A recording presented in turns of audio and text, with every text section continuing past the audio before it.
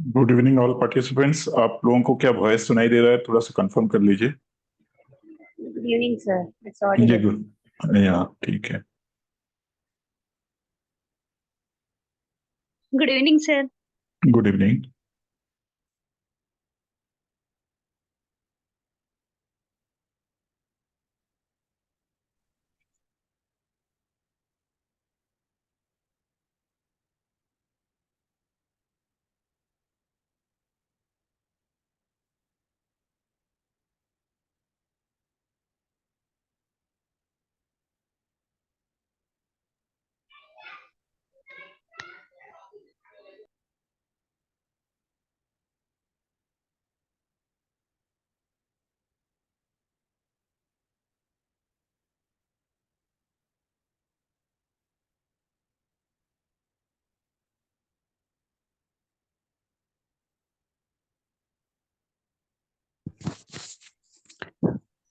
Good evening sir.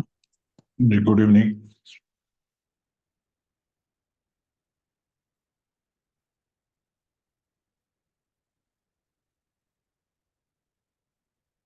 तो start करते हैं आज की क्लास। प्रोफेसर कुछ बोलेंगे आप? क्लास स्टार्ट कीजिए। क्लास हम्म, स्टार्ट कीजिए। क्लास स्टार्ट कर दे। ठीक है। ओके। ओके तो ठीक है, तो आज क्लास स्टार्ट करते हैं डी स्पेस के लिए। तो अभी आप जो स्क्रीन में आपके सामने दिख रहा है, आपको पहले बता देता हूँ कि डी स्पेस जो है आपके जो जहां पे भी इंस्टॉल करते हैं, तो डी स्पेस का जो फ्रंट स्क्रीन होता है इस टाइप का दिखाई देता है आपके सामने। ठीक है, एक ही स्क्रीन होता है। ये वेब बेस्ड सॉफ्टवेयर है, मतलब इसकी जो फ्रंट एंड है ये आपकी वेब पेज की तरह ट्रीट किया जाता है इसको। ठीक है, इसका कोई विंडोज वगैरह नहीं रहता है, सिर्फ वेब बेस्ड सॉफ्टवेयर है ये। इसमें जो करेंटली जो वर्जन है 7.3 है, 7.3 7.4 ये इसकी लेटेस्ट वर्जन है। ठीक है, तो आपको पहले बता देता हूँ कि डी स्पेस जो होता है, डी स्पेस कई सारे ऑपरेटिंग सिस्टम में इंस्टॉल हो जाता है। जैसे दूसरे सॉफ्टवेयर होता है, कोहा वगैरह होता है, वो तो सिर्फ उबुंटू वगैरह जो ऑपरेटिंग सिस्टम होता है उसमें इंस्टॉल होता है। लेकिन डी स्पेस में ऐसा कोई लिमिटेशन नहीं है, डी स्पेस विंडोज में भी इंस्टॉल हो जाता है और ये आपकी उबुंटू और ये अलग अलग ऑपरेटिंग सिस्टम जो भी है उसमें इंस्टॉल हो जाते हैं। ठीक है, तो डी स्पेस का जो इंस्टॉलेशन का जो प्रोसीजर है ये थोड़ा सा मुश्किल है, तो इतना इजी नहीं है। अभी मैं आपको दो स्क्रीन दिखाता हूँ। एक तो ये, अगर ये वाला जो है, मैं आपको ये लिंक शेयर कर दूंगा। इसकी इस लिंक से जो इंस्ट्रक्शन वगैरह लिखा हुआ है इसको अगर आप फॉलो करेंगे तो इसमें क्या होता है कि आप उबुंटू 22.04 या डेबियन 11 इसमें आप इसको इंस्टॉल कर सकते हैं। एक विंडोज वाला भी है, ये यूट्यूब का एक लिंक मैं आपको शेयर कर देता हूँ व्हाट्सएप में। तो इसमें क्या होता है कि विंडोज में भी आप इंस्टॉल कर सकते हैं, लेकिन विंडोज में क्या है कि जितने भी इंस्टॉलेशन वीडियो वगैरह अवेलेबल है 6.3 के लिए है, लेकिन करेंटली ये विंडोज ये डी स्पेस 7.3 अभी लेटेस्ट जो चल रहा है ये है। ठीक है, लेकिन अगर आप चाहते हैं कि कहीं पे इंस्टॉल ना करके आप इसको प्रैक्टिस करना चाहते हैं तो आप एक demo.dspace.org ये है, इसके थ्रू भी आप इसको प्रैक्टिस कर सकते हैं। ठीक है, इसको प्रैक्टिस करने के लिए देखिए यहाँ पे user ID password already mentioned है। जैसे डेमो साइट एडमिनिस्ट्रेटर, एडमिनिस्ट्रेटर मतलब आपका जो मेन एडमिनिस्ट्रेटर यूजर आईडी है उसका ये है, इसका यूजर आईडी। ठीक है, एंड पासवर्ड इसका डी स्पेस है। सभी का पासवर्ड जो है डीस्पेस है, लेकिन इनका यूजर आईडी यहाँ पे मेंशन किया गया है। जैसे कम्युनिटी की एडमिनिस्ट्रेटर अगर लॉगिन करना चाहते हैं तो इसके थ्रू कर सकते हैं।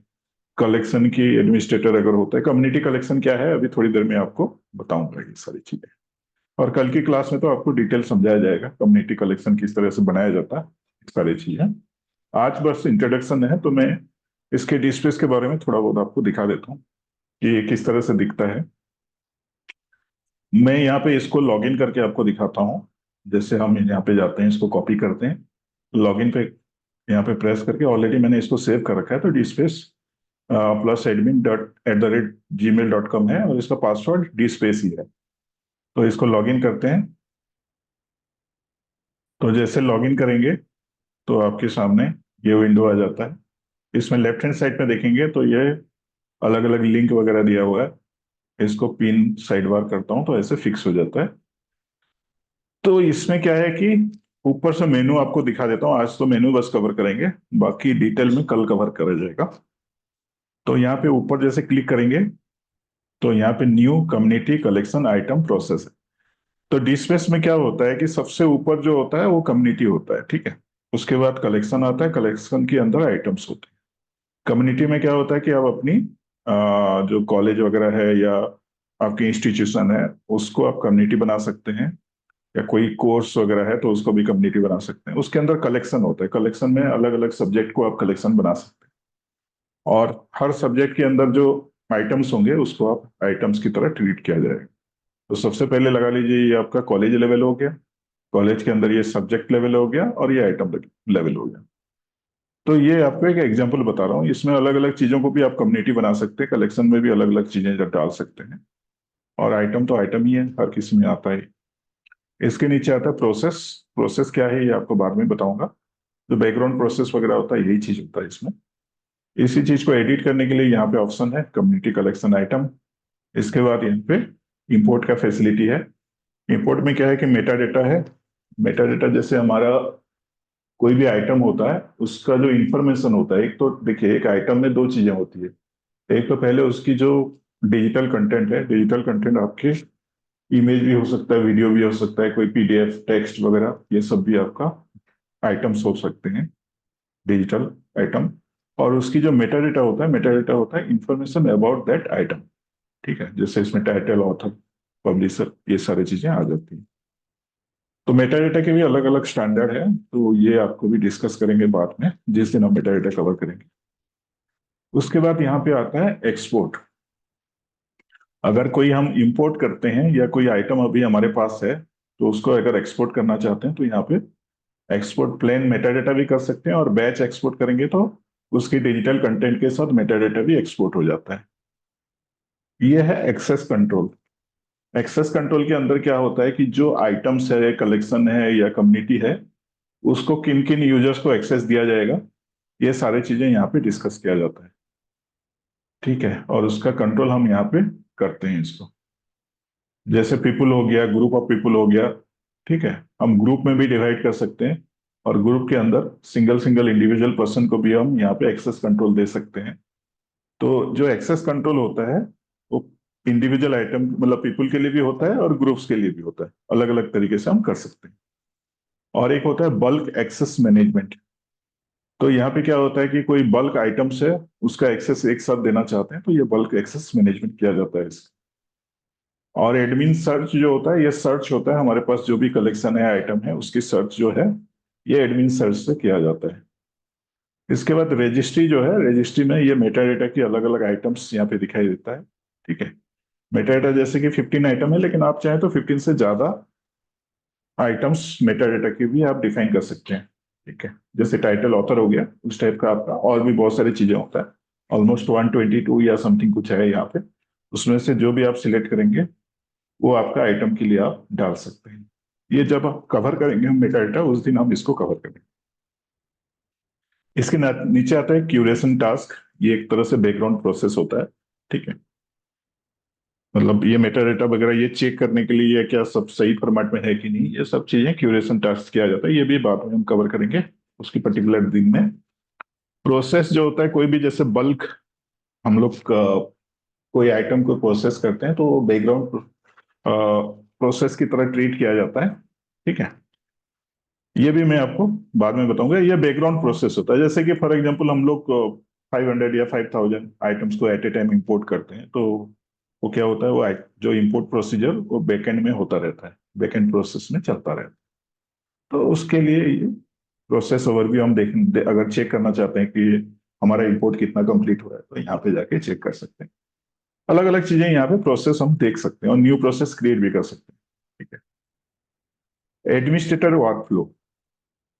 ये एडमिनिस्ट्रेटर वर्कफ्लो एक ऐसा चीज है, जैसे फॉर एग्जांपल हम यहाँ पे जैसे एक्सेस वगैरह देते हैं। ठीक है, कि कौन पर्सन क्या क्या काम करेंगे। जैसे कोई डेटा सबमिट करेंगे या डेटा एंट्री करेंगे। ठीक है, कुछ लोग उस डेटा एंट्री को एडिट करेंगे कि प्रॉपरली वो एंट्री हुआ है कि नहीं हुआ है, चेक करेंगे उसको या सबमिट करेंगे।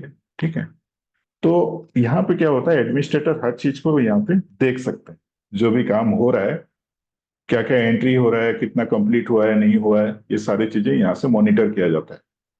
ये एडमिनिस्ट्रेटर पॉइंट ऑफ व्यू से ये देखा जाता है। तो यहीं से एडमिनिस्ट्रेटर भी उसको चेंज कर सकते हैं या गाइड कर सकते हैं कि ये जो आप एंट्री किए हो ये ठीक नहीं है, या इस टाइप का इसमें कुछ ऐड करना है।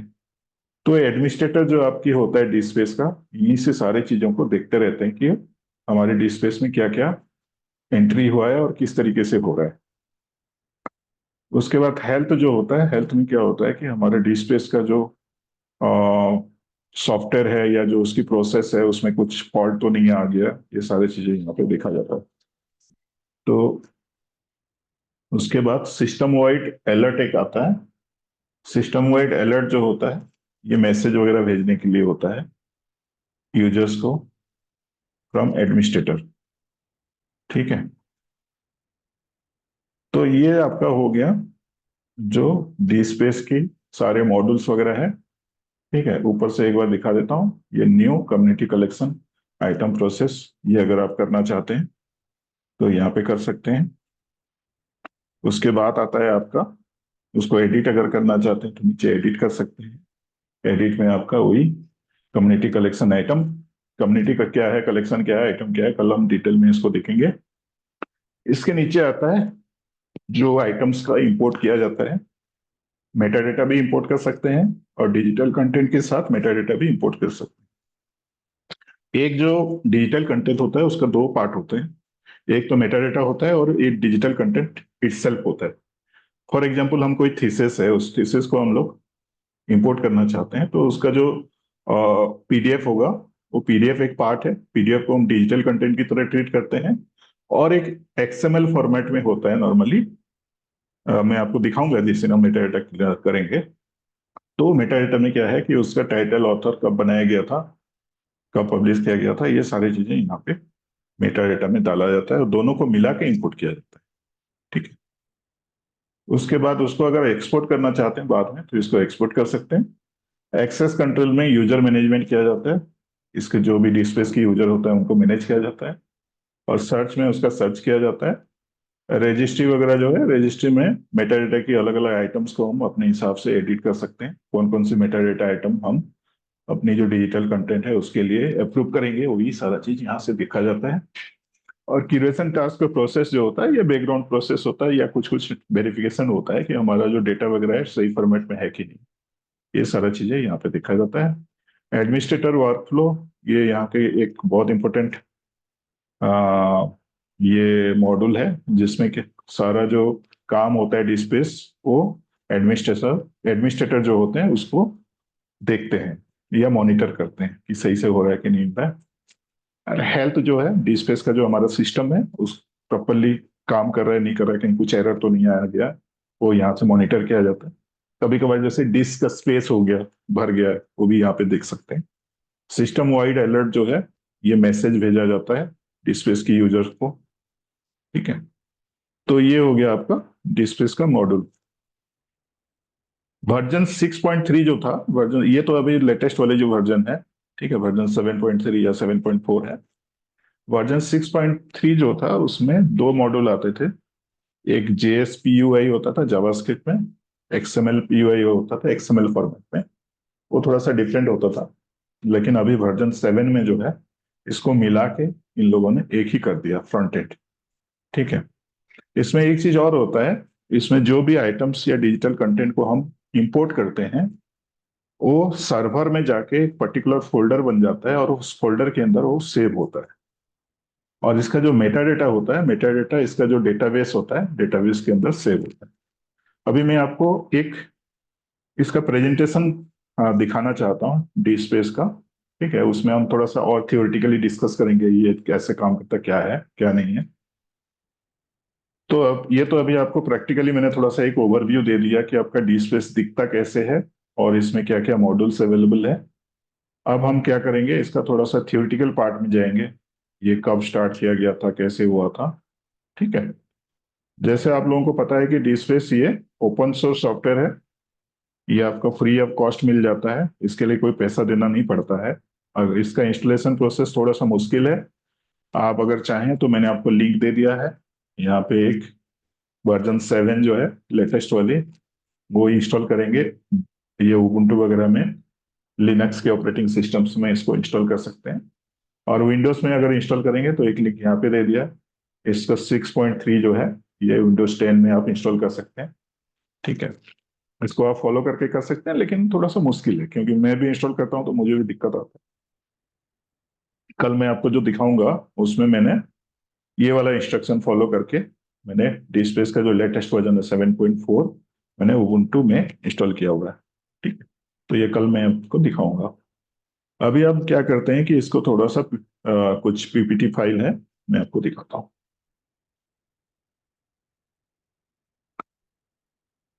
जैसे डीस्पेस का Excuse me, sir. इंट्रोडक्शन। जी बताइए। सर हमें इसकी मिलेंगे ना रिकॉर्डेड क्लास? हाँ, रिकॉर्डेड क्लास आपने मिल जाएंगे।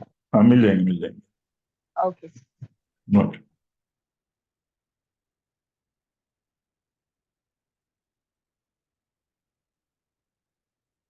सर आप ये पीपीटी भी शेयर करोगे? बिल्कुल बिल्कुल, पीपीटी भी शेयर कर देंगे। सर आपने जो उसमें बताया था सर, ये एडमिनिस्ट्रेटर वर्कफ्लो, वो एडमिनिस्ट्रेटर होते कौन है?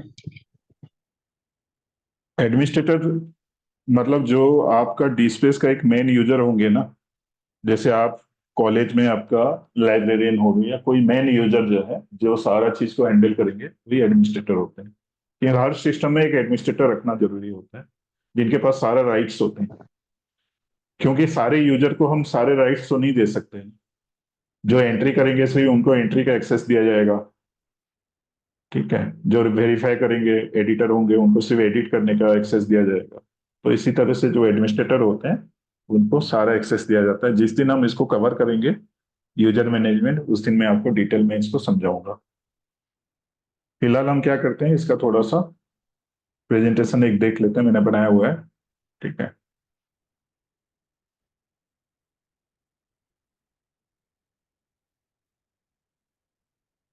तो डी स्पेस का इंट्रोडक्शन यहाँ पे है, तो मैं आपको थोड़ा सा थियोरेटिकली इसको दिखा देता हूँ। ये मैं पीडी आपके साथ शेयर भी कर दूंगा। ठीक है। DSpace is an open source repository software package है। ठीक है, for creating institution based open access repository. तो ये क्या होता है कि ये DSpace open source software है जिसमें आप अपनी डिजिटल कंटेंट वगैरह आप इसमें रख सकते हैं। ठीक है। एंड ये डिजिटल कंटेंट जो होता है उसको आप शेयर कर सकते हैं बिटवीन डिफरेंट यूजर्स। जो जो भी यूजर हैं आपकी डिजिटल कंटेंट को एक्सेस करने के लिए, उनको ये आपको एक्सेस दे सकते हैं। तो यहाँ पे डीस्पेस का हिस्ट्री के बारे में बताया गया है कि डीस्पेस कब स्टार्टिंग में बनाया गया था। जैसे ये एक जॉइंट एफर्ट था एचपी का और एमआईटी का 2002 में। उसके बाद कौन कौन इसको यहाँ पे दिखाया गया, जैसे DSpace foundation led by Michele Kimpton. उसके बाद नॉन प्रॉफिट ऑर्गेनाइजेशन में कन्वर्ट हो गया ड्यूरास्पेस के। ड्यूरास्पेस जो कंपनी उन्होंने बनाया था उसमें ये कन्वर्ट हो गया। ये थोड़ा सा थियोरेटिकल पार्ट है, इसको आप देख लीजिएगा, इसकी हिस्ट्री है। लेकिन एक चीज आप ध्यान रखिएगा, currently DSpace software and user community receives leadership and guardians from Lyrasis. अभी जो डीस्पेस है उसको सपोर्ट करते हैं, लाइरासिस बोल के एक है ऑर्गेनाइजेशन, ये पेरेंट कंपनी जो है ये अभी उसको सपोर्ट देते हैं। ठीक है, मतलब डीस्पेस में कोई चेंजेस वगैरह करना है तो ये सब यही करते हैं लाइब्रेरीज जो है।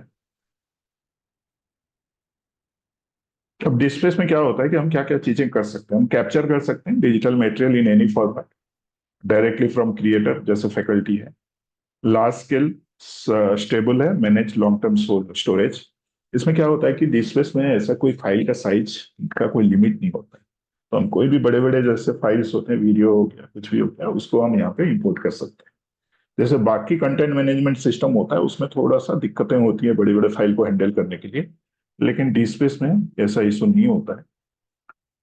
उसके बाद यहाँ पे क्या होता है कि डेस्क्रिप्टिव टेक्निकल राइट्स मेटाडेटा, ये सब हम यहाँ पे मेटाडेटा बना सकते हैं इस टाइप का। परसिस्टेंट आइडेंटिफायर, जैसे मैं आपको बता रहा था कि मेटाडेटा के अंदर अलग अलग आइडेंटिफायर होते हैं, उसको हम अपने हिसाब से एडिट भी कर सकते हैं। डीस्पेस जो होता है, जो डिजिटल कंटेंट होता है, उसको www जो हमारे वेब बेस्ड सॉफ्टवेयर है, तो उसमें इसको डिस्ट्रीब्यूट किया जाता है। ठीक है, इसके लिए कोई सॉफ्टवेयर इंस्टॉल करने की जरूरत नहीं पड़ती, बस उसका जो फ्रंट एंड पेज है उस पेज को आप एक्सेस कर सकते हैं, जैसे अलग वेब बेस्ड सॉफ्टवेयर होता है उसकी तरह। डीस्पेस का जो फीचर है इसमें क्या है कि largest community of user develop end developer world wide, और ये तो फ्री ओपन सोर्स सॉफ्टवेयर है। डीस्पेस क्या होता है कि जितना भी कंटेंट मैनेजमेंट या जो डिजिटल कंटेंट मैनेजमेंट सॉफ्टवेयर होता है, ये सारे सॉफ्टवेयर में से सबसे ज्यादा पॉपुलर इसी को माना जाता है। इसकी तरह और भी है, जैसे ग्रीनस्टोन है, ठीक है, लेकिन ग्रीनस्टोन इतना ज्यादा पॉपुलर नहीं है जितना डीस्पेस है, क्योंकि डीस्पेस में काफी ज्यादा मतलब इसमें फैसिलिटी वगैरह है। खास करके जब हम आगे देखेंगे, कल परसों यूजर मैनेजमेंट जिस दिन देखेंगे, तो उस दिन आप देखेंगे कि यहाँ पे किस तरह से यूजर एक्सेस दिया जाता है डिफरेंट डिजिटल आइटम को, जो कि हमारे लिए बहुत ज्यादा जरूरी होता है। फॉर एग्जाम्पल, हम कोई सेंसिटिव चीजें हम रखना चाहते हैं डिजिटल कंटेंट में, और उस चीज को कोई particular close group of users को हम एक्सेस देना चाहते हैं, तो यहाँ पे वो चीज पॉसिबल है। लेकिन बाकी जैसे डिजिटल कंटेंट सॉफ्टवेयर होता है, तो उसमें क्या होता है कि उस लेवल का रेस्ट्रिक्शन डाल नहीं सकते उसमें। जैसे ग्रीनस्टोन है, ग्रीनस्टोन में आइटम लेवल का जो रेस्ट्रिक्शन होता है वो नहीं डाला जा सकता है। ठीक है, तो ये सारी चीजें यहाँ पे कर सकते हैं। इसमें ये भी एक्सेस दे सकते हैं कि क्या वो उसको रीड करेंगे, राइट करेंगे, या ओनली व्यू करेंगे। ठीक है, कोई भी आइटम्स होता है, रीड राइट व्यू, वो टाइप का एक्सेस भी यहाँ पे हम दे सकते हैं। इसको government, educational and private commercial institution वगैरह सारे यूज कर सकते हैं। Can be manage and preserve और टाइप ऑफ डिजिटल कंटेंट। इसमें जो डिजिटल कंटेंट का टाइप है ये काफी वास्ट है। जैसे आपको बता सकता हूँ कि इसमें कई टाइप ऑफ डॉक्यूमेंट सपोर्ट करता है, कई टाइप ऑफ ऑडियो वीडियो जो होता है वो कंटेंट भी सपोर्ट करता है, तो काफी वैरायटी ऑफ डिजिटल कंटेंट इसमें हम सेव कर सकते हैं। ये जो एपेची, इसका जो वेब सर्वर है, इसमें इसका metadata and full text content को हम सर्च कर सकते हैं। ये UTF-8 सपोर्ट है, करता है। UTF-8 सपोर्ट का मतलब क्या होता है, इसमें मल्टीपल लैंग्वेज जो होता है, यूनिकोड लैंग्वेज, वो सपोर्ट होता है। जैसे यहाँ पे बताया गया कि interface available in 22 language. 22 language में इसका इंटरफेस को हम बदल सकते हैं। जैसे कि हम अभी देख रहे थे थोड़ी देर पहले कि इंग्लिश में सारा था, तो ऐसे 22 लैंग्वेज में उसको हम चेंज कर सकते हैं। ये optimise for Google Scholar indexing. Google Scholar indexing का मतलब क्या होता है कि जो भी कंटेंट वगैरह होता है, डिजिटल कंटेंट वगैरह होता है, तो उसको गूगल का इंडेक्सिंग भी होता है, ताकि वो इजीली सर्चेबल बन सके, ताकि गूगल में सर्च हो तो इजीली वो सर्चेबल हो जाए। तो गूगल उसको इंडेक्स करता है, तभी जाके वो इजीली सर्चेबल हो जाता है। तो गूगल का जो इंडेक्सिंग है वो इसमें सपोर्ट करता है। जैसे क्या होता है कि हम कोई वेबसाइट वगैरह बनाते हैं, तो उसमें क्या होता है कि अगर गूगल इंडेक्सिंग उसमें एनेबल किया जाता है, तो हमारी वेबसाइट गूगल की सर्च में ऊपर आता है। ठीक है, लेकिन जहाँ पे गूगल इंडेक्सिंग सपोर्ट नहीं किया रहता है, वो वेबसाइट इजीली विजिबल नहीं रहता है गूगल में। आप गूगल इंडेक्सिंग का अगर सर्च करेंगे गूगल में क्या होता है, तो आपको इसमें ज्यादा पता चल जाएगा। लेकिन थियोरेटिकली यही बता रहा हूँ कि गूगल इंडेक्सिंग इसलिए यूज होता है ताकि हमारे जो कंटेंट है वो कंटेंट इजीली विजिबल हो सर्च में। फॉर एग्जाम्पल, हमारे कंटेंट के कोई पर्टिकुलर डिजिटल कंटेंट है, उसको कोई यूजर गूगल में सर्च करता है, तो हमारा जो कंटेंट है वो सबसे ऊपर आ सकता है या पहले पेज में आ जाएगा, अगर ये इंडेक्सिंग सपोर्टेड है तो इसमें क्या है कि गूगल स्कॉलर इंडेक्सिंग इसका सपोर्टेड है। इसका कुछ टेक्निकल एस्पेक्ट है, इसमें कौन कौन सी लैंग्वेज में बनाया गया है, तो ये इसके बारे में है, जैसे कि आपको अगर कोई इंटरव्यू वगैरह में पूछा जाता है कि इनकी कौन कौन सी सब मतलब टेक्नोलॉजी यूज किया गया है डिस पे, तो आप इसमें बता सकते हैं। जैसे ये टोटली जावा में लिखा गया है, जावा एक प्रोग्रामिंग लैंग्वेज है, तो जावा में लिखा गया, तो इसका Java web application and associated metadata store DSpace holding are made available primarily via web interface, जो मैं आपको बता रहा था कि वेब इंटरफेस से ही इसका सारा डिजिटल कंटेंट को हम एक्सेस कर सकते हैं। DSpace software runs on Linux, Solaris, Unix, Ubuntu and Windows, इतने सारे ऑपरेटिंग सिस्टम जो है इसमें डिस्प्ले इंस्टॉल हो जाता है। It can also be install on OS X, जो एप्पल का ऑपरेटिंग सिस्टम आता है ना, OS X, उसमें भी ये इंस्टॉल हो जाता है। Linux is by far most common OS for operating system for DSpace, तो डिस्प्लेस को ज्यादातर लिनक्स में ही इंस्टॉल किया जाता है। The metadata including access and configuration information is stored in a relational database and support the use of PostgreSQL and Oracle database. इसमें क्या है कि दो टाइप ऑफ डेटाबेस पहले सपोर्ट किया जाता था, आइदर PostgreSQL और Oracle, लेकिन Oracle अभी डिसकंटिन्यू हो गया 2019 से। तो अभी अगर आपको इंटरव्यू में पूछा जाएगा कि डिस्प्लेस में कौन सी डेटाबेस यूज होता है, तो आप ये बताएंगे कि PostgreSQL। PostgreSQL जो है ये एक तरह से डेटाबेस है जो ओपन सोर्स है, फ्री ऑफ कॉस्ट मिलता है, जस्ट लाइक आपका MySQL है, लेकिन MySQL की तरह ये PostgreSQL है, same type of open source relational database management system. उसके बाद most recent version of DSpace also support search and browse functionality using Apache server, तो ये Apache जो वेब सर्वर है उसका अभी लेटेस्ट यूज होता है, ये इसमें बताया गया है। ये DSpace 7.6 ये लेटेस्ट वर्जन है। मैं आपको बता रहा था DSpace 7.4, लेकिन ये DSpace 7.6 अभी लेटेस्ट आ चुका है। तो ये जेस जैसे पहले मैंने आपको बता रहा था 6.3 तक क्या था, ये दो type of, sorry yes page में चला गया। तो जो 6.3 था, 6.3 में क्या होता था कि दो टाइप ऑफ यूजर इंटरफेस आता था, JSPUI और XML UI, ठीक है। लेकिन अभी फिलहाल क्या है कि जो 7.6 है इसमें एक ही इंटरफेस आता है, जो मैं अभी आपको वेबसाइट से दिखा रहा था वो एक ही था, लेकिन पहले क्या होता था दो टाइप ऑफ आता था, जो आप चाहें तो यूज कर सकते हैं, दोनों का फंक्शन एक ही तरह का था, लेकिन उसका जो यूजर इंटरफेस है अलग अलग फील देता था। जैसे JSPUI थोड़ा सा देखने में सुंदर था, उसका बटन्स वगैरह था। XML UI एक तरह से प्लेन होता था, जिसमें क्या है कि आपको लिंक्स वगैरह मिलता था, टेक्स्ट होता था, उसमें कोई मतलब ब्यूटीफुल बटन्स वगैरह नहीं होते थे उसमें। तो ये दोनों अंतर था, लेकिन अभी 7.6 है, इसमें मिला के इन दोनों को एक ही डाल दिया। तो अगर कोई अभी पूछेंगे आपको कि इसका यूजर इंटरफेस कितने टाइप ऑफ है, तो आपको एक ही बताना है, 7.6 में एक ही यूजर इंटरफेस है, लेकिन 6.3 में दो यूजर इंटरफेस हुआ करता था, JSPUI और XML UI। तो अभी जो यूजर इंटरफेस है ये ओपन आर्काइव इनिशिएटिव ये सब सपोर्ट करता है, ठीक है। अभी ये JavaScript front end build on Angular UI customisable by HTML CSS। तो अभी जो नया वाला जो यूजर इंटरफेस है ये जावास्क्रिप्ट बेस्ड है, ठीक है। इसको हम कस्टमाइज कर सकते हैं, इसका जो बैकएंड है HTML एंड CSS के थ्रू इसका डिजाइन वगैरह भी हम चेंज कर सकते हैं, ठीक है। तो हमारे जो कॉलेज है या यूनिवर्सिटी है उसकी जो फ्रंट एंड जो हमारे वेबसाइट होता है कॉलेज या यूनिवर्सिटी की, तो उसकी जो वेबसाइट है उसकी तरह लुक एंड फील अगर हम डालना चाहते हैं तो उसको भी हम कस्टमाइज करके कर सकते हैं। अभी ये फंक्शनैलिटी है उसकी। अब मैं आपको दिखाता हूँ, जैसे ये जो फ्रंट एंड है इसकी,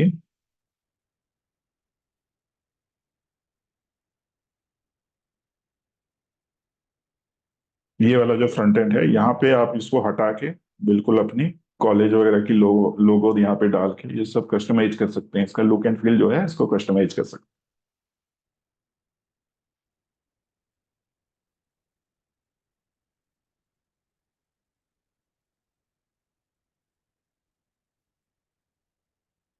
इसमें कितने टाइप ऑफ पॉसिबल कंटेंट, अभी मैं जैसे बता रहा था कि कंटेंट इसमें बहुत type of content, digital content को हम स्टोर कर सकते हैं, तो यहाँ पे प्री प्रिंट आर्टिकल हो गया, technical report, working paper, conference papers, e thesis, data sets, images, audio file, video file, learning objects, reformatted digital library collection, इतने टाइप का कंटेंट। इससे भी और भी बहुत सारे कंटेंट है जो आप डाल सकते हैं, लेकिन ये सैंपल है। इस टाइप ऑफ कंटेंट यहाँ पे आप सेव कर सकते हैं डी स्पेस में। आर्टिकल रिपोर्ट्स वगैरह तो आपको पता है। डेटा सेट्स में क्या होता है कि अलग अलग स्टैटिस्टिकल रिपोर्ट्स वगैरह जो होते हैं, तो ये डेटा सेट्स होते हैं, उसको भी आप यहाँ पे सेव कर सकते हैं। इमेज हो गया, ऑडियो, वीडियो, ये सारी चीजें यहाँ पे आप इसको सेव कर सकते हैं। इसका एग्जाम्पल भी हम करके देखेंगे जिस दिन हम इसका आइटम से एंट्री वगैरह देखेंगे, उसी दिन इसको आपको दिखाऊंगा कि किस तरह से इसका एंट्री वगैरह किया जाता है। डी स्पेस का जो प्रॉब्लम्स आता है, चैलेंजेस आता है, उसमें क्या होता है कि फैकल्टी एक्सेप्टेंस होता है, क्योंकि ये थोड़ा सा कॉम्प्लेक्स है। तो इसीलिए जो एग्जिस्टिंग फैकल्टी होते हैं उनको थोड़ा सा इसको अडेप्ट करने में प्रॉब्लम आता है।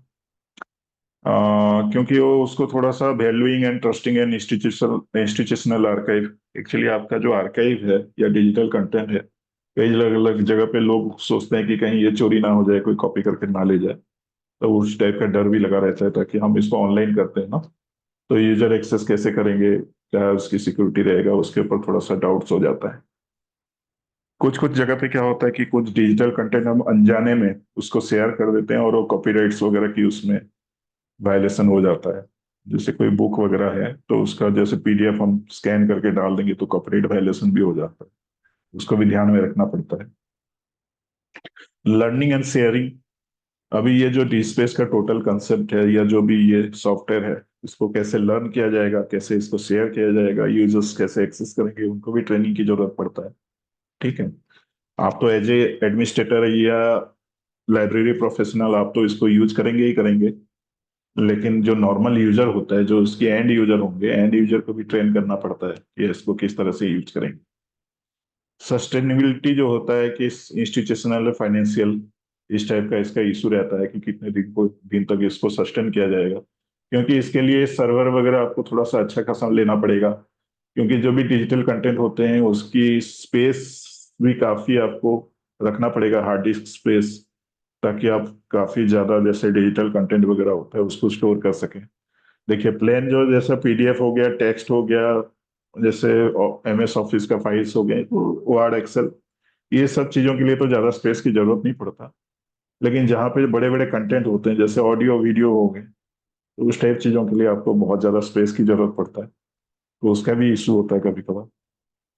डिजिटल प्रिजर्वेशन जो होता है, आपको ये कंस्टेंटली करना पड़ता है, मतलब आपको मेंटेन करना पड़ता है। ऐसा नहीं है कि एक बार आपने इसमें कुछ आइटम्स डाल दिए उसके बाद छोड़ दिए, आपको बार बार इसको देखना पड़ेगा कि प्रॉपरली सारी चीजें वर्क कर रहे हैं कि नहीं कर रहे हैं, या सारे आइटम्स वगैरह वहाँ पे ठीक तरह से डिस्प्ले हो रहे हैं कि नहीं हो रहे हैं। ये सारी चीजों को भी रेगुलर मेंटेनेंस की भी जरूरत पड़ता है इसमें। तो ये नॉर्मली डिजिटल डी स्पेस का जो चैलेंजेस है। उसके बाद नेक्स्ट चलते हैं, डी स्पेस इंफॉर्मेशन मॉडल। इसमें इंफॉर्मेशन मॉडल में क्या क्या होते हैं, जैसे मैंने आपको बताया था कि इसके अंदर कलेक्शन होता है। कलेक्शन में क्या होता है कि research unit of the organisation, ये इसमें क्या है कि कम्युनिटी आप मोर देन वन भी बना सकते हैं। कम्युनिटी ऐसा नहीं कि कम्युनिटी एक ही रहे, कम्युनिटी मोर देन वन भी बना सकते हैं।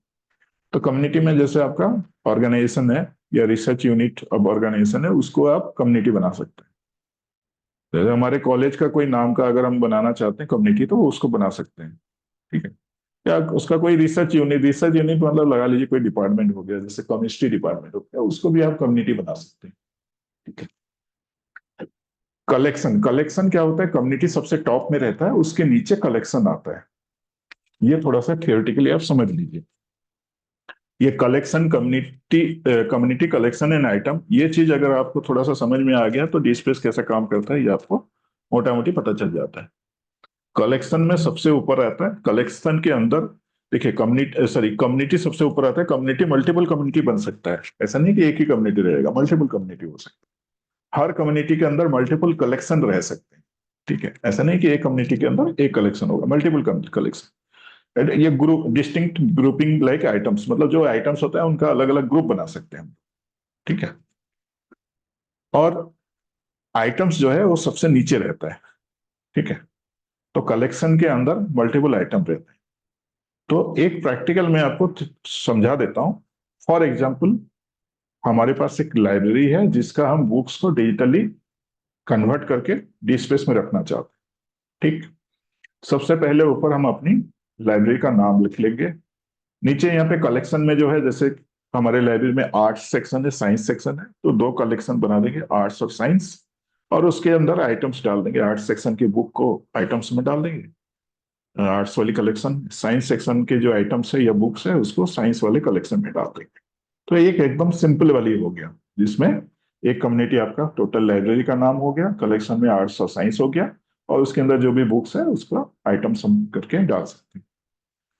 हर आइटम के अंदर फिर होता है बिट स्ट्रीम। बिट स्ट्रीम में क्या होता है कि एक इंडिविजुअल फाइल होता है, ठीक है, और उसका मेटा डेटा होता है। मतलब जैसे हर आइटम के अंदर दो कंटेंट होता है, एक तो उसका डिजिटल कंटेंट और उसका डिजिटल कंटेंट का जो मेटा डेटा होता है वो रहता है, दोनों मिला के वो एक आइटम बनता है। ये प्रैक्टिकली जब करेंगे तो आपको ज्यादा समझ में आ जाएगा। तो डिजिटल इंफॉर्मेशन जो होता है इस तरीके से यहाँ पे हैंडल किया जाता है, कम्युनिटी, कलेक्शन, आइटम, आइटम के नीचे फिर बिट स्ट्रीम आता है।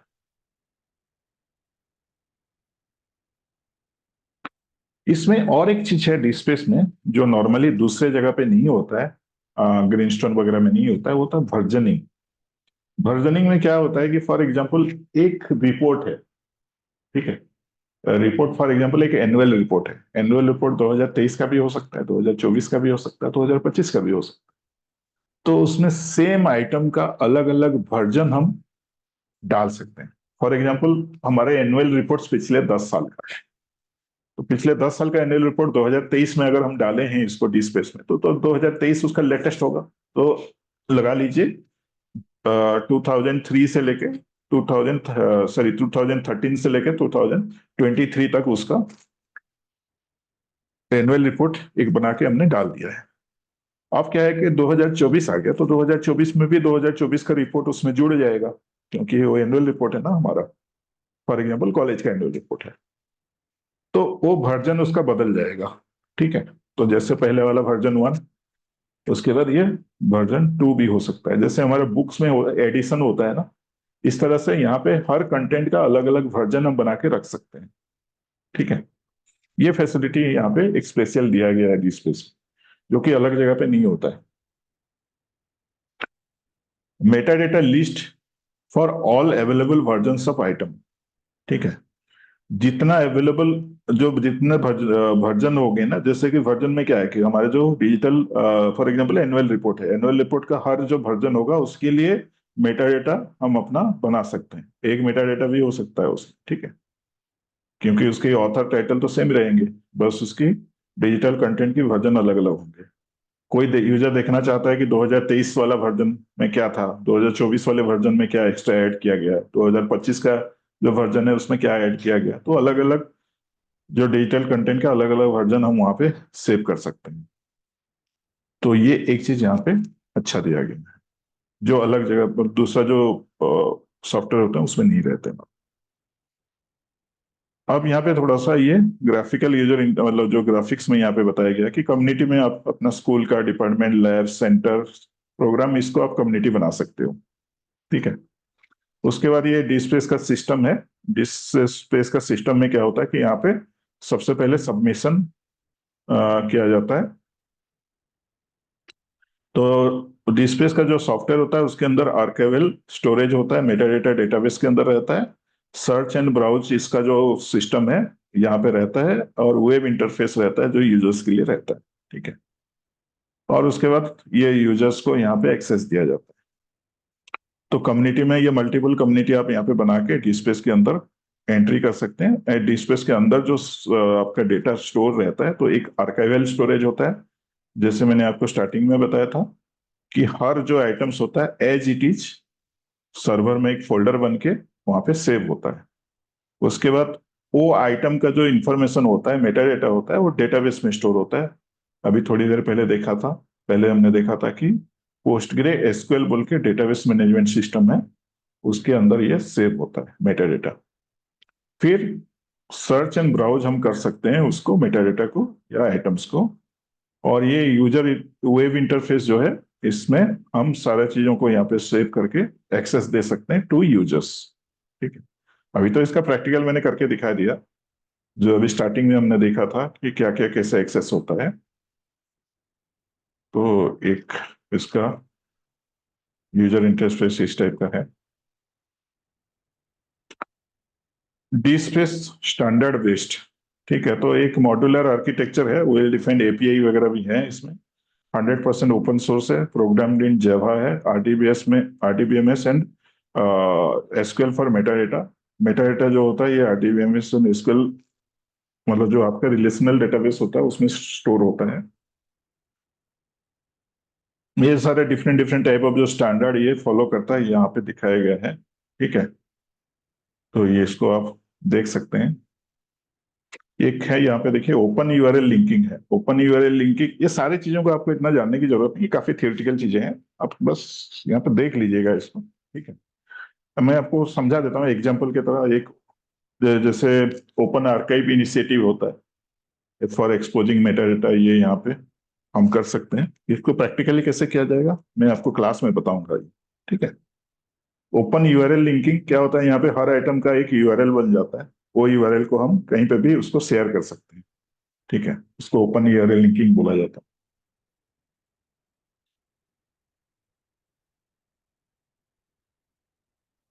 है। डीस्पेस टेक्निकल स्टैक, यहाँ पे डीस्पेस में कौन कौन सी टेक्नोलॉजी यूज हुआ है ये सारा चीजें यहाँ पे दिया गया है।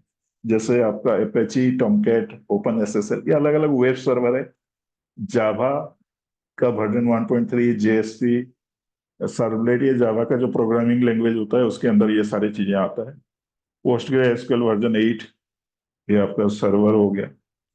सीएनआरए हैंडल्स सिस्टम 5, पर्सिस्टेंट आईडी, ये सब होता है, टेक्निकल एस्पेक्ट है, इतना ध्यान नहीं देना है आपको। ये चीज ऊपर का टॉप 3 है, इसको याद रखिएगा, ठीक है।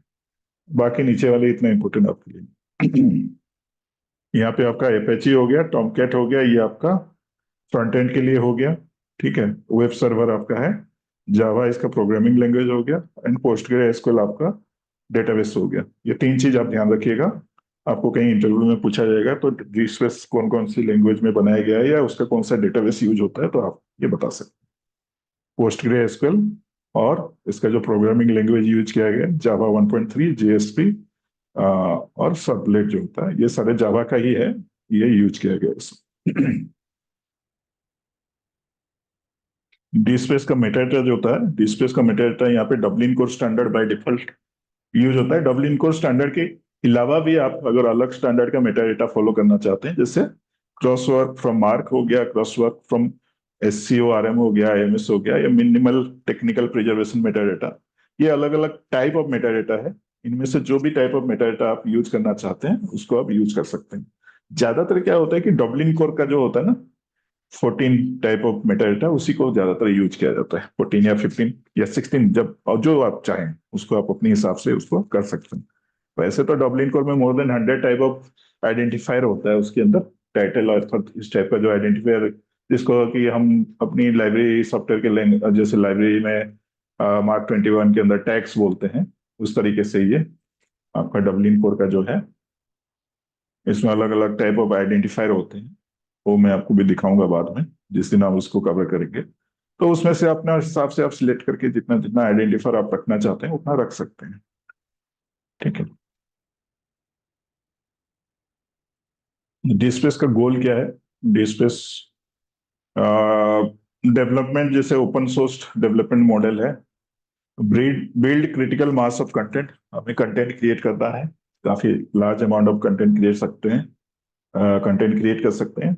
लेवरेज डिस्ट्रीब्यूटेड एक्सपर्टाइज, जैसे हम मेटाडेटा, डिजिटल प्रिजर्वेशन, ये सब चीजें यहाँ पे कर सकते हैं और उसकी डिस्ट्रीब्यूट कर सकते हैं, जी, ठीक है, यूजर्स को। ये स्लाइड क्लोज हो गया, इसको करते हैं क्लोज। अब थोड़ा सा आप लोगों को अगर कोई डाउट्स वगैरह है तो आप पूछ सकते हैं इसमें। सर अपाचे और टॉमकैट क्या था? एपेचे और टॉमकैट जो होता है ये वेब सर्वर होता है, ठीक है। ओके। वेब सर्वर क्या होता है कि जो आपका वेब पेज वगैरह होता है ना, उसको वो प्रेजेंट करते हैं, सर्विस करते हैं। जैसे वेब सर्वर एक टेक्निकल लैंग्वेज में क्या होता है कि जैसे यहाँ पे एक लिंक दिया गया है, फॉर एग्जाम्पल demo.dispatch.org/home, तो ये इसका अगर कोई यहाँ पे लिंक को डालेगा तो कौन सा पेज दिखाई देगा, ये पेज जो होता है वो सर्व करता है वेब सर्वर। ठीक है, उसका बैकएंड का ये काम होता है, HTML पेज वगैरह को सर्व करते हैं। और टेक्निकल डिटेल में जाएंगे तो उसकी, जैसे 4 यूजर एक साथ इस पेज को एक्सेस किए तो सबके लिए अलग अलग सेशन बनाएगा। ठीक है, क्योंकि अलग अलग ट्रैक करना पड़ेगा, अभी ये यूजर कौन से पेज में है, दूसरा यूजर कौन से पेज में है, उसमें से क्या इंटरेक्शन हो रहा है, क्या पेज उसको रिक्वेस्ट कर रहे हैं, तो उसका अलग अलग सेशन को मैनेज करता है वो। उसी को वेब सर्वर बोला जाता है। मतलब आपको टेक्निकली समझा रहा हूँ, थियोरिटिकली नहीं, टेक्निकली। सर आर्टिकल और ई थीसिस अपलोड करने से कॉपीराइट वायलेशन नहीं होगा? आर्टिकल का तो नहीं होना चाहिए, और थीसिस वगैरह तो यूजर के ऊपर उसमें वायलेशन का क्या बात है, थीसिस वगैरह तो मेरे ख्याल से ओपन रहना चाहिए। क्योंकि सर वो शोधगंगा पे भी अपलोड होते हैं ना। हम्म। उसके बारे में मुझे ज्यादा आइडिया नहीं है कि इनका जो मतलब वायलेशन वगैरह कितना होता है, कॉपीराइट वगैरह का क्या है, इतना मुझे तो आइडिया नहीं है। बस इंस्टीट्यूशन को आपको पूछना पड़ेगा कि उसका कॉपीराइट वायलेशन होगा कि नहीं। मुझे बस इतना पता है कि कुछ बुक्स वगैरह जो होते हैं, बुक्स का थोड़ा सा कॉपीराइट वायलेशन होता है, उसको अगर आप PDF में कन्वर्ट करके डालेंगे। जी सर। जी। और कोई कुछ पूछना चाहते हैं? Sir good evening sir. जी, गुड इवनिंग। सर ये जैसे जो लेटेस्ट वर्जन है 7.1, ये विंडोज पे नहीं इंस्टॉल होगा ना डी स्पेस का? आप चाहें तो प्रोसेस सेम फॉलो करके ना उसको कर सकते हैं। मैंने ट्रायल किया नहीं है एक्चुअली, क्या है कि मेरा जो विंडोज वाला अभी ये सिस्टम है, मैं इसमें ज्यादा R&D नहीं करता हूँ। ठीक है, क्योंकि ओके विंडोज में क्या दिक्कत होता है ना, विंडोज में कुछ इंस्टॉल करो फिर उसको अनइंस्टॉल करो। अब हम ट्रेनिंग पर्पस के लिए मैं इसको अनइंस्टॉल करूंगा फिर अनइंस्टॉल करूंगा तो इसमें कुछ दिक्कतें आएंगी। तो मेरा तो ये प्रोडक्शन वाला लैपटॉप है, तो इसमें मैं ज्यादा कुछ R&D नहीं करता हूँ। मुझे हमेशा इसको एज इट इज रखना पड़ता है ना, क्योंकि इसमें कुछ इधर उधर छेड़छाड़ हो जाएगा, फिर दोबारा अनइंस्टॉल इंस्टॉल करने में बहुत सारी चीजें, टाइम वेस्ट होता है मेरे लिए।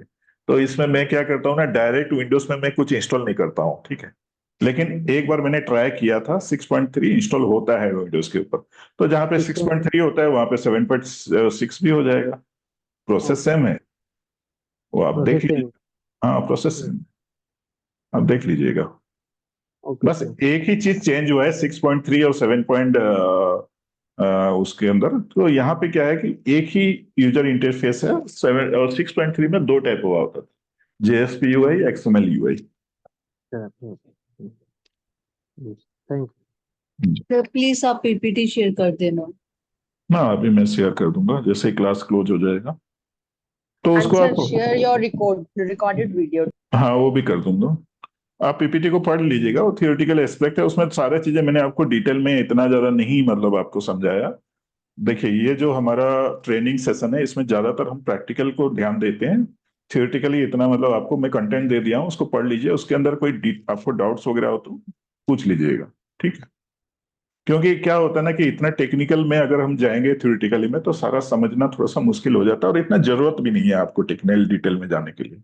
देखिए, आपका क्या है, तो इसको आपको यूज करना है। हमारा ये जो ट्रेनिंग है, इस ट्रेनिंग में आपको सारे मॉडल्स वगैरह हम किस तरह से यूज करेंगे ये बताएंगे, और इसके ऊपर जैसे कुछ कुछ चीजें जो बेसिक आपका थ्योरेटिकल नॉलेज होना चाहिए कि कहीं इंटरव्यू वगैरह में पूछा जाए या कहीं पे भी कोई आपको पूछता है कि डी स्पेस क्या है, उसके अंदर क्या क्या टेक्नोलॉजी यूज होता है, कैसे काम करता है, वो चीजें आपको जानने की जरूरत है।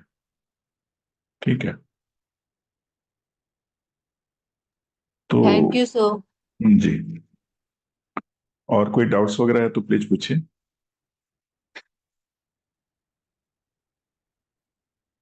कल हम क्या करेंगे, जैसे आज तो इंट्रोडक्शन वगैरह था, तो कल की क्लास से हम शुरू करेंगे यहीं से, न्यू कम्युनिटी कलेक्शन आइटम वगैरह जो है यहाँ पे, इसको हम कल क्रिएट करेंगे, कम्युनिटी कलेक्शन एंड आइटम। तो आज का तो ज्यादातर थियोरेटिकल पार्ट था, कल हम इसको प्रैक्टिकली यूज करेंगे इसको। ठीक है, तो अभी जितना मैंने आपको बताया आज की क्लास में, जो भी थियोरेटिकली थोड़ा तो बहुत हमने देखा, इसके ऊपर अगर कोई डाउट्स है तो प्लीज पूछिए। कल से हम पूरा प्रैक्टिकल पे ध्यान देंगे। ठीक है। ये पूरा एक एक मॉड्यूल करके कवर किया जाएगा कल से। तो आपको किस तरह से DSpace 7 यूज करेंगे इसके बारे में बताया जाएगा। Good evening sir. जी गुड इवनिंग, बताइए। जी, कम्युनिटी हम एक से ज्यादा बना सकते हैं बोले आप, या आइटम्स? जी, आपकी वॉइस में आवाज आ रही है ज्यादा, बैकग्राउंड नॉइज है काफी ज्यादा। कम्युनिटी हम एक से ज्यादा बना सकते हैं। जी जी, कम्युनिटी कलेक्शन आइटम सारा मोर देन वन बना सकते हैं आप। Okay sir. और एक ये 22 जो आप बोले, इन आइटम्स जो इंडिविजुअल फाइल खुद मेटा डेटा में सेव हो जाएगी, वो जी खुद ही वो हो जाएगी। नहीं नहीं नहीं नहीं, जब हम एंट्री करेंगे, न्यू आइटम क्रिएट करेंगे, तो पहले उसका मेटा डेटा करेंगे, और जी। मेटा डेटा करने के बाद हम उसकी डिजिटल कंटेंट को मतलब वहां पे डाल के उसको इंपोर्ट करेंगे, ठीक है, सेव करेंगे। तो हमको सेव करने के बाद ही वो दूसरे फोल्डर में सेव हो जाएगा जाकर। हाँ, उसके बाद वो सर्चेबल होता है, लेकिन सर्चेबल होने से पहले हम एडमिनिस्ट्रेटर वर्कफ्लो में जाके उसको एक बार चेक कर लेंगे कि वो सही से इंपोर्ट हो रहा है कि नहीं हो रहा है। Okay okay. तो हमको फ्रीक्वेंटली चेक करना पड़ेगा कि ये सेव हो रहा है या नहीं है। नहीं नहीं, देखिए यहाँ पे अलग अलग टाइप का चीजें हैं, मैं आपको थोड़ा सा और समझा देता हूँ। प्लीज अपना थोड़ा सा वॉइस को म्यूट कर लीजिए, आपकी जी। साउंड थोड़ा सा बैकग्राउंड नॉइज ज्यादा हो रहा है। देखिए यहाँ पे ऊपर आप देखेंगे अलग अलग टाइप ऑफ यूजर है। एक है आपका जो administrator, main user administrator user है वो है। उसके बाद कम्युनिटी लेवल पे भी आप एक एडमिनिस्ट्रेटर बना सकते हो, ठीक है, जिनको कि कम्युनिटी का इंडिविजुअल, जैसे मोर देन वन कम्युनिटी है तो आप अलग अलग कम्युनिटी का अलग अलग एडमिनिस्ट्रेटर भी आप बना सकते हो। उसके बाद कम्युनिटी के अंदर जो कलेक्शन होंगे तो उनकी भी आप अलग अलग एडमिनिस्ट्रेटर बना सकते हो, ठीक है। और उसके बाद एक सबमीटर वाल के होते हैं। सबमीटर जो है वो डाटा एंट्री ऑपरेटर की टाइप ऑफ, जिसको कि इंडिविजुअल आइटम को सबमिट करेंगे, ठीक है। तो फॉर एग्जाम्पल यहाँ पे जो कम्युनिटी एडमिनिस्ट्रेटर हो गया या मेन एडमिनिस्ट्रेटर हो गया, उसमें हम लॉग इन करके कोई डेटा को एंट्री करेंगे या कोई आइटम को हम यहाँ पे एंटर करेंगे, तो उसको क्या है कि ये वाला जो प्रोसेस है ना, एडमिनिस्ट्रेटर वर्कफ्लो के थ्रू जाने की कोई जरूरत ही नहीं है, क्योंकि वो तो एडमिनिस्ट्रेटर है ना, तो वो डायरेक्ट उसने एंट्री किया तो यहाँ पे, और उसको वेरीफाई करने की कोई जरूरत ही नहीं है, वो डायरेक्ट सीधा जाके मतलब आपके एंटर हो जाता है। लेकिन जिस टाइम पे अगर कोई सबमिटर इसको सबमिट करता है, तो सबमिटर का जो सबमिट किया हुआ आइटम है उसको कलेक्शन एडमिनिस्ट्रेटर, कम्युनिटी एडमिनिस्ट्रेटर या साइट एडमिनिस्ट्रेटर, ये सारे लोग इसको वेरीफाई कर सकते हैं। वेरीफाई करके उसको एक्सेप्ट भी करेंगे, रिजेक्ट भी कर सकते हैं। तो उनका जो एक्सेप्ट या रिजेक्ट करेंगे, या वो आइटम डायरेक्ट एंट्री होगा, ये सारा चीजें जो होता है यूजर मैनेजमेंट में हम इसको एक्सेस कंट्रोल जो है वहां पे हम इसको मेंशन करेंगे, क्योंकि यहाँ पे हम अलग अलग ग्रुप बनाएंगे ना, तो कौन सा ग्रुप कौन सा चीजें करेंगे। फॉर एग्जाम्पल हम चाहते हैं, एक सिनेरियो आपको समझाता हूँ। फॉर एग्जाम्पल हम चाहते हैं कि हमारा जो डेटा एंट्री ऑपरेटर जो भी डेटा एंटर करता है वो डायरेक्टली डिस्प्लेस के अंदर सबमिट नहीं हो जाएगा या पब्लिश नहीं हो जाएगा। देखिए सबमिट एक चीज होता है, एक पब्लिश वाला चीज होता है। सबमिट होने का मतलब ये नहीं होता है कि वो सर्च में आ जाएगा, लेकिन अगर उसको पब्लिश किया जाता है तो फाइनल जो है वो सर्च रिजल्ट में आ जाएंगे। तो अगर हम चाहते हैं कि जो यहाँ पे डेटा एंट्री ऑपरेटर कोई भी चीज को एंटर करते हैं वो डायरेक्टली पब्लिश ना हो, लेकिन उसको हम वेरीफाई करें थ्रू कलेक्शन एडमिनिस्ट्रेटर या थ्रू कम्युनिटी एडमिनिस्ट्रेटर, तो ऐसा हम यहाँ पे वर्कफ्लो को डिफाइन कर सकते हैं कि ऐसा होना चाहिए, ठीक है। अगर लेकिन अगर हम चाहते हैं कि नहीं, कोई भी सबमिट, जो डेटा एंट्री ऑपरेटर कोई भी इसको एंटर करे वो डायरेक्टली ही सबमिट हो जाए या डायरेक्टली पब्लिश हो जाए, तो वो भी हम कर सकते हैं। ये टाइप ऑफ यहाँ पे एक्सेस हम दे सकते हैं, ये फैसिलिटी है दी स्पेस में। जी, और कोई डाउट्स वगैरह? सर मैंने भी अभी डी स्पेस ओपन किया हुआ है लैपटॉप में हम्म और साइन इन भी कर चुकी हूँ हम्म सर। हम्म। बट मेरे में ये मेन्यू बार ओपन नहीं हो रही है लेफ्ट साइड में, जैसे आपकी हो रही है। इसको ऐसा क्लिक करेंगे तो हो जाता है। वो ऑप्शन ही नहीं आ रहा है। आप कौन से यूजर यूज किए हैं, ये वाला यूजर, क्या पूछ रहे हैं सर? ये वाला यूजर से, इससे वो अब लॉगिन किए हैं क्या? लॉगिन एक्चुअली मैंने बस डेमो वर्जन में ही बस लॉगिन किया था। अब इससे इसके आगे क्या प्रोसेस है सर? मैं आपको दिखाता हूँ, ओके सर। पूरा एकदम ब्लैंक से दिखाता हूँ। जी। आप डी स्पेस 7 डेमो करके सर्च कर देंगे तो सबसे ऊपर यहाँ पे demo.dspace.org आ जाता है। यहाँ पे मैंने क्लिक किया। उसके बाद यहाँ पे देखिए साइट एडमिनिस्ट्रेटर आया, तो इसका जो यूजर आईडी इसको मैंने कॉपी कर लिया। उसके बाद लॉगिन पे जाएंगे, लॉगिन पे यहाँ पे जाके इसको हम पेस्ट कर लेंगे और यहाँ पे नीचे जो पासवर्ड है इसका डी स्पेस है, स्मॉल में, सारा स्मॉल में डी स्पेस। उसके बाद इसको हम लॉगिन कर लेंगे। लॉगिन करेंगे तभी जाके ये आएगा।